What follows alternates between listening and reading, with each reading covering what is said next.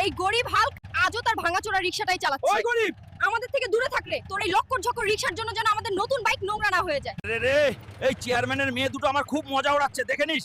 একদিন আমি তোদের থেকেও অনেক দামি বাইক আর গাড়ি কিনবো রে। আরে ম্যানেজার সাহেব, এই গাড়িটার দাম কত রে? আরে গরিব, এটা টেসলা গাড়ি, টেসলা।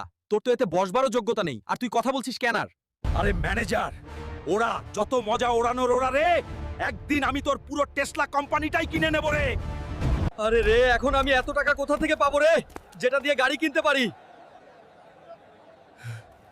শোনো শোনো সবাই শোনো রে, যে কেউ এই দুই মাথাওয়ালা ভন ভন পালোয়ানকে হারাতে পারবে তাকে দেওয়া হবে একটা সোনার জুতো আর পুরো 200 কোটি টাকা। আমি হারিয়ে আসবো ওই দুই মাথাওয়ালা ভন ভন পালোয়ানকে, আর জিতে নেব পুরো খাজানা। আরে বাংলাদেশে এমন কেউ কি আছে যে এই ভন ভন পালোয়ানকে হারাতে পারে? আরে বাংলাদেশে এমন কেউ জন্মায়নি যে আমাকে হারাতে পারে। হে বাংলাদেশবাসী, এই ভন ভনকে আমিই হারাবো রে। আমি